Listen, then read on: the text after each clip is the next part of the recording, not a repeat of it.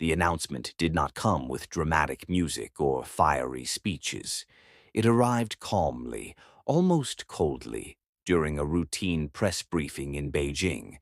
Yet within minutes, the words 500% tariffs detonated across global markets. Traders stared at their screens in disbelief as values plunged, algorithms tripped over each other, and emergency meetings were called from New York to Brussels. China had not merely responded to Western pressure, it had rewritten the rules of engagement. The tariffs targeted strategic goods, advanced machinery, agricultural products, luxury brands, and critical industrial components. Each category was chosen with surgical precision, aimed at regions already under political and economic strain. What made the move truly unsettling was how prepared China appeared to be. Warehouses were stocked, alternative suppliers secured, and domestic industries quietly positioned to absorb the shock. For months, Beijing had been signaling resilience and self-reliance, but few believed it would act so decisively. Western officials had assumed negotiations would drag on, softened by compromise and diplomacy. Instead, China delivered a blow that felt less like a reaction and more like the execution of a long-planned strategy. As news channels replayed the announcement, analysts began connecting dots that others had missed. This was not just about trade deficits or sanctions, it was about leverage. The timing coincided with fragile elections in several Western countries, rising inflation, and public fatigue over economic instability.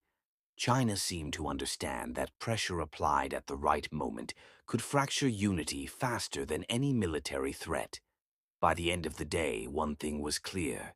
The global economy had entered uncharted territory, and no one knew how far the shockwaves would travel. Within days, the consequences became impossible to ignore. European manufacturers reported sudden order cancellations, while ports struggled to reroute shipments already en route to China. In the United States, farming communities feared collapse as exports faced tariffs so high they effectively erased entire markets overnight. Governments tried to project confidence, but behind closed doors the mood was tense, even panicked. Emergency task forces were formed, policy advisors worked through the night, and allies demanded coordination that proved difficult to achieve. China, meanwhile, remained largely silent.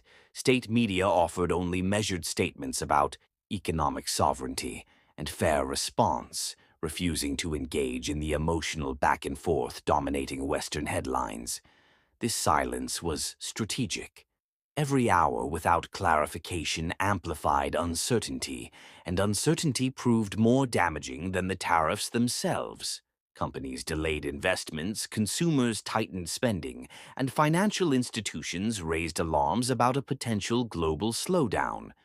The lack of a clear endpoint made the situation feel endless. As pressure mounted, cracks began to appear within Western alliances. Some countries pushed for immediate retaliation, while others warned that escalation could trigger a spiral no one could control. Smaller economies, heavily dependent on Chinese trade, quietly explored back-channel talks, fearing they would become collateral damage in a clash between giants. Unity, long assumed to be a strength, started to look fragile. Experts began to suggest that China's move was less about winning a trade war and more about redefining power dynamics. By forcing rapid, painful decisions, Beijing was testing whether Western dominance in global economic governance still held. The question was no longer who had the stronger economy, but who had the greater tolerance for disruption. As the world watched supply chains bend and alliances strain, one unsettling realization spread. This confrontation was only beginning, and the cost of miscalculation would be felt by everyone.